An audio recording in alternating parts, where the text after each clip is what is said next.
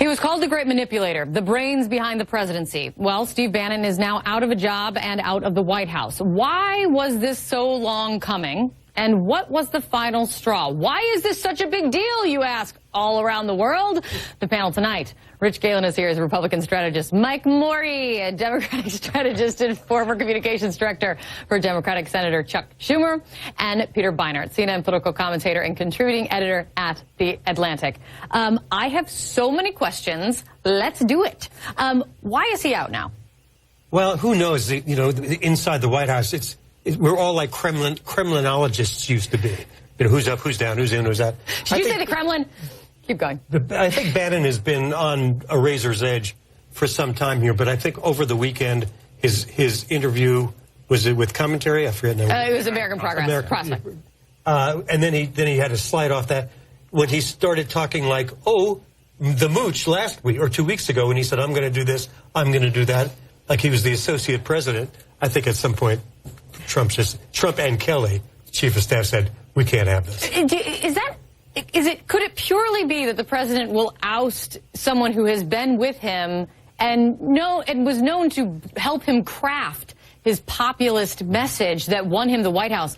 Is he really going to just out him just for taking the limelight? There's actually, we've seen this sort of act before. So this has happened consistently throughout the campaign. Scaramucci's interview, that was crazy. That was definitely what happened is, so Trump, I think Trump realizes that this is a real hot moment for him. I think he probably is thinking it's a bit of a hot moment, and he feels like he has to do something at the moment. But I think what's going to happen, just like Corey Lewandowski. You think this is a reaction to the rest of it? No, I certainly think that he's got some folks in his office now who he's hoping who came on board in order to sort of right the ship for him, and they're clearly very upset about what happened. But I think, truth be told, Bannon is much more of a problem for the Trump White House outside of the White House than he is inside the White House. I mean, the fact of the matter is he's been able to rage an aggressive right-wing media operation from within the White House while sort of pretending like his hands were clean. Now he's going to be able to do it from outside the White House. And trust me when I tell you, it is going to get 10 times worse for Trump on the far right with him outside than having him inside. And that was the whole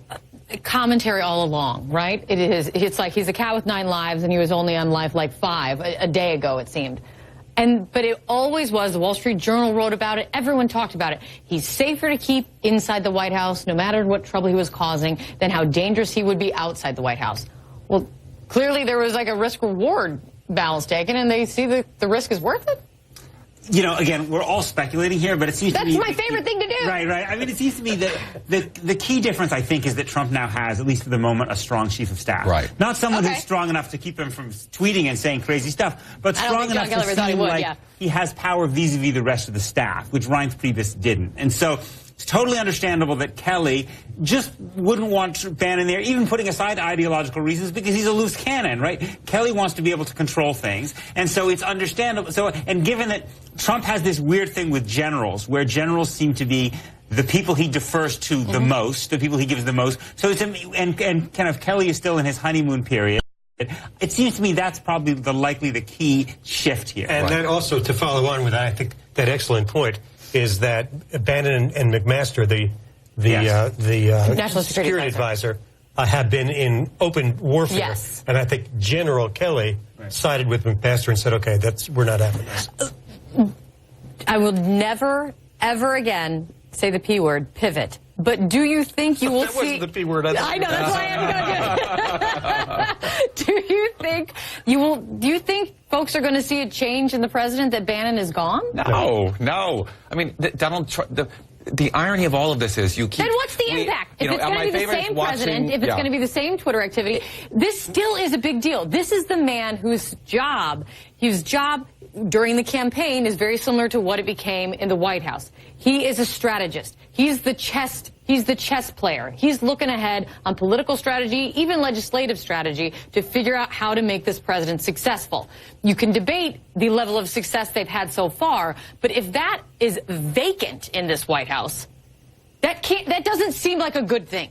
Well, but it doesn't matter. At the end of the day, the wrecking ball is still in the White House, and that's the President of the United States. And no matter who's in there, whether it's Kelly, and, Kelly is, we thought doing a decent job of sort of getting that operation under control until the events of the last week, where you see that even Kelly, even a general, even the people he respects, supposedly respects, these generals can't control the man. The wrecking ball is just going to keep swinging back and forth, and it doesn't matter whether it's Steve Bannon, it doesn't matter whether it's Kellyanne, it doesn't matter if it's Reince Priebus, it doesn't matter. As long as the president, Donald Trump, is still in the Oval Office, this kind of chaos is going to reign. There are a couple of issues on which I could imagine something different could happen. I mean, what made Bannon interesting or different was, first of all, he was more dovish on foreign policy, or more isolationist on foreign policy. On Afghanistan, for instance, he seems to be pushing back. So Trump was on a situation with Afghanistan, as Trump seems to have been on some of these globalization-related questions, where basically almost all of Trump's advisors were pushing him towards a more establishment Republican point of view. And forecasting that decision, especially on Afghanistan, is coming soon. Right, and Bannon seems to be one of the few people who was actually buttressing Trump's own instincts, which were a little bit more anti-interventionist, a little bit more nationalist on trade. Maybe, without Bannon there, Trump doesn't have people to buttress that. I think on immigration and race more generally, because you have Stephen Miller there, who's so influential, and Jeff Sessions, who's running the Justice Department, I wouldn't imagine as much change there, but I would watch trade and foreign policy. That's an interesting point. Miller lasts. Well, right, he's the flavor of the month right now, so he's fine for at least a month. As flavors go. So let me get this straight. If the reporting is that the reason that Bannon wasn't fired along with Reince Priebus when that clearing of the House happened was because conservatives, a key conservative from the House of Representatives, came over and made the case for Steve Bannon to stay in. Okay, so he's now out. Does that mean he's now angering the conservatives? He's got losing more and more friends with the moderates. I'm confused as to who the president's friends are right now. Well, I mean, first of all, with Bannon, I mean, one of the things we know about Trump is that just because you're not in the White House doesn't mean he doesn't have your speed dial, his number on your speed dial. Right. So I suspect he'll still hear from Bannon on issues that he wants to hear from him about. That's number one. Number two is, it is true that I think that the circle around the president is shrinking and shrinking and shrinking, including from Capitol Hill, where he's never been exactly popular. I mean, I thought that Barack Obama was dreadful in dealing with the Hill. Yeah. He's like Sam Rayburn compared to Who gets the infamous whiteboard figuratively and literally now? There was this, for our viewers, there's this whiteboard, this famous whiteboard in Steve Bannon's office where he listed out every campaign pledge that the president made, and he kept that as his North Star. And he would either erase it, cross it off, or check it off. I'm not sure what he did when they would accomplish it.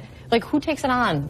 Well, I do think Miller was, who is, along with Sessions, the kind of the keeper of the flame in some ways of the Trump ideological spirit of, especially around the issue of immigration, which I think is really ideologically at the core of what Trump represented and made him different from other Republicans. Miller is there and has been more adept politically, I think, than Bannon in not making enemies. So I think I would look to Miller. Most of the other people, are not actually people who seem to have influence now. Kelly, McMaster, for instance, are not people who you actually associate with having an ideological agenda. Kellyanne might kind of spring up again now that some of the brush is cleared. She's very smart. She knows a lot of.